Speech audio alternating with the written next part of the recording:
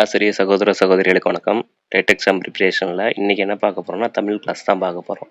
So Tamil கிளாஸில் முக்கியமாக பாரதியார், பாரதிதாசன், நாமக்கல் கவிஞர், கவிமணி தேசிய விநாயகம் பிள்ளை இவங்களோட 4 பேரோட குறிப்புகளை பற்றி முக்கியமாக படித்தோம் அப்படின்னா டெட் எக்ஸாமில் மினிமம் 2 மார்க்ஸ், மேக்ஸிமம் 4 மார்க்ஸ் நம்ம ஸ்கோர் பண்ணலாம்.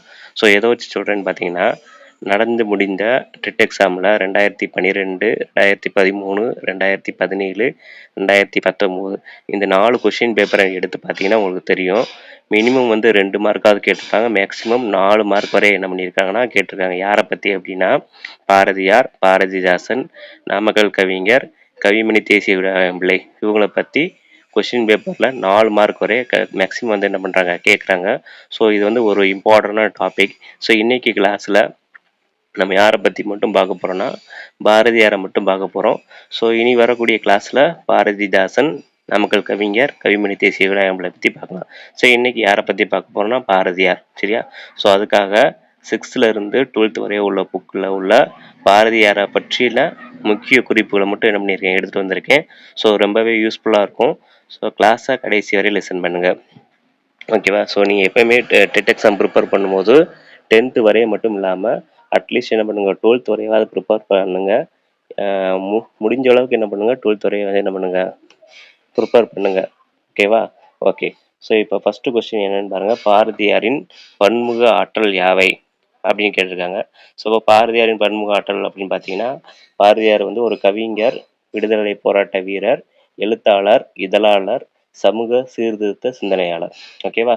அடுத்து 2வது கொஸ்டின் பாருங்கள். பாரதியார் நடத்திய இதழ்கள் யாவை? ஸோ இப்போ பாரதியார் நடத்திய இதழ்கள் யாவை அப்படின்னு பார்த்தீங்கன்னா, இந்தியா, விஜயா 2 இதழ்கள் அவர் நடத்தியிருக்காரு. அடுத்து 3வது கொஸ்டின் பாருங்கள். பாரதிதாசன் பாரதியாரை எவ்வாறெல்லாம் புகழ்ந்துள்ளார்? ஓகேவா? ஸோ இப்போ பாரதிதாசன் பாரதியார் எப்படிலாம் புகழ்ந்துருக்காருன்னு பார்த்தீங்கன்னா, சிந்துக்கு தந்தை, செந்தமிழ் தேனி, புதிய அறம் பாட வந்த அறிஞன் என்று பாரதிதாசன் பாரதியாரை என்ன பண்ணியிருக்காரு, புகழ்ந்திருக்காரு. அடுத்து 4வது கொஸ்டின் பாருங்க. தமிழ்நாடு எவ்வாறு ஒளிர்கிறது? பொருந்தாத பழைய கருத்துக்களால் உண்டாகும் துன்பங்கள் நீங்கி ஒளிர்கிறது. அடுத்து எந்த இருள் நீங்கட்டும் என பாரதியார் கூறுகிறார்? எங்கும் உள்ள அறியாமை இருள் நீங்கட்டும் என பாரதியார் கூறுகிறார். அடுத்து கொஸ்டின் நம்பர் 6. தமிழ் மொழி எங்கு சிறப்படைய வேண்டும் என பாரதியார் கூறுகிறார்? தமிழ் மொழி மேன்மையுற்று உலகம் முழுவதும் சிறப்படைய வேண்டும் என்று பாரதியார் கூறுகிறார். அதாவது பாரதியார் தமிழ் மொழி உலகம் முழுவதும் நம்ம சிறப்படையணும் என்ன பண்றாரு, பாரதியார் கூறுகிறார். அடுத்து டேஸ் கருத்தை அறிவிக்கும் கருவியாகும். அதாவது மொழிதான் கருத்தை அறிவிக்கும் கருவியாகும், சரிங்களா? அப்ப டேஸ் கருத்தை அறிவிக்கும் கருவியாகும். மொழிதான் ஒரு கருத்தை அறிவிக்கக்கூடிய ஒரு சிறந்த கருவி அப்படின்னு என்ன பண்றாரு, பாரதியார் சொல்றாரு. அடுத்த கொஸ்டின் நம்பர் 8 பாருங்க. தமிழர்கள் தமிழை டேஸாக கருதி போற்றி வந்துள்ளனர். தமிழர்கள் தமிழை உயிராக கருதி போற்றி வந்துள்ளனர். அடுத்த கொஸ்டின் நம்பர் 9. இசை என்பதற்கு பொருள். அப்ப இசை அப்படின்னா என்ன பொருள்னா புகழ் என்று பொருள். அடுத்து தமிழ் தேனி என்று பாரதியாரை புகழ்ந்தவர். அது ஆல்ரெடி நம்ம இந்த கொஸ்டினை பார்த்தோம். தமிழ் தேனி என்று பாரதியாரை புகழ்ந்தவர் பாரதிதாசன். பாரதிதாசன் தான் என்ன பண்ணார்னா பாரதியாரை தமிழ் தேனி என்று புகழ்ந்தவர். அடுத்து மக்கள் வாழும் நிலப்பகுதியை குறிக்கும் சொல் வைப்பு. அப்போ மக்கள் வாழக்கூடிய அந்த நிலப்பகுதியை எப்படி குறிப்பாங்க, வைப்பு அப்படிங்கிற சொல்லால குறிப்பாங்க. அடுத்த கொஸ்டின் பாருங்க. தமிழ் எவற்றை அறிந்து வளர்கிறது அப்படின்னு கேட்டாங்கன்னா, வானம் வரை உள்ளடக்கியுள்ள எல்லா பொருண்மைகளையும் அறிந்து மென்மேலும் வளர்கிறது அப்படிங்கிற கொடுத்துருக்காங்க, சரிங்களா? ஸோ இதுவரை பார்த்த கொஷின் எந்த புக்கில் இருக்குன்னு பார்த்தீங்கன்னா 8th புக்கில் இருக்குது. ஸோ அடுத்து 10th புக்கில் உள்ள காற்றே வா அப்படிங்கிற உரைநடையிலேருந்து எடுக்கப்பட்ட வினாக்கள் என்னன்னு பாருங்கள். பாரதியார் டேஸ் என அறியப்பட்டவர். எட்டயாபுரம் ஏந்தலாக அறியப்பட்டவர். அடுத்து பாரதியார் டேஸ் என பாராட்டப்பட்டவர். பாரதியார் பாட்டுக்கொரு புலவன் என்று பாராட்டப்பட்டவர். அடுத்த கொஸ்டின் நம்பர் 16 பாருங்க. டேஸ் மற்றும் டேஸ் இதழ்களின் ஆசிரியராக பணியாற்றியவர் பாரதியார்.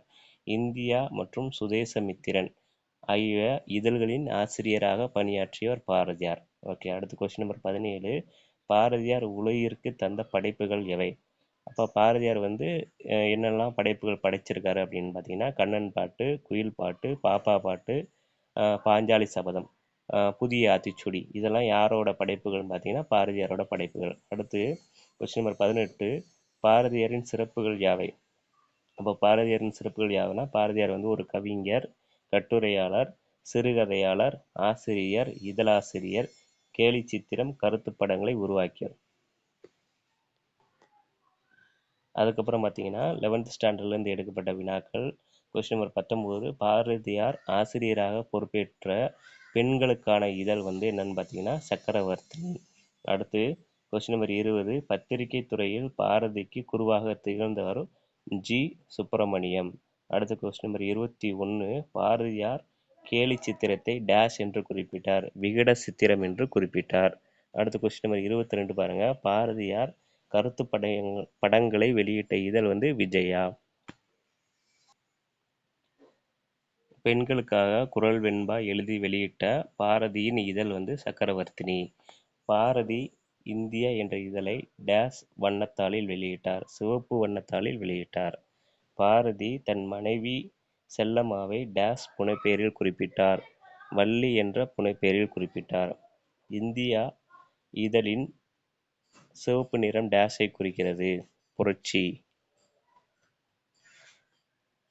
அடுத்த கொஸ்டின் நம்பர் 27 பாருங்க. பாரதி முதலாக பணியாற்றிய இதழ் வந்து சுதேசமித்திரன். அடுத்து நம்மிலும் மெலியாருக்கு நாம் இறங்கி அவர்களை நமக்கு நிகராக செய்துவிட வேண்டும் என்று பாடுவதே நாம் வலிமை பெறுவதற்கு வழியாகும், வேறு வழி இல்லை என கூறியவர் பாரதியார். அடுத்து கொஸ்டின் நம்பர் 29 பாருங்க. பாரதியார் தமிழாசிரியராக பணியாற்றிய சேதுபதி உயர்நிலை பள்ளி எங்கு உள்ளது? மதுரையில் உள்ளது. அடுத்த கடைசி கொஸ்டின் 30வது கொஸ்டின். பாரதியார் உதவி ஆசிரியராக இருந்த இதழ் விஜயா. ஸோ இந்த 30 கொஸ்டினும் தரவாக படிச்சுக்கோங்க. அடுத்த கிளாஸில் வந்து பாரதிதாசனை பற்றி என்ன பண்ணலாம் பார்க்கலாம்.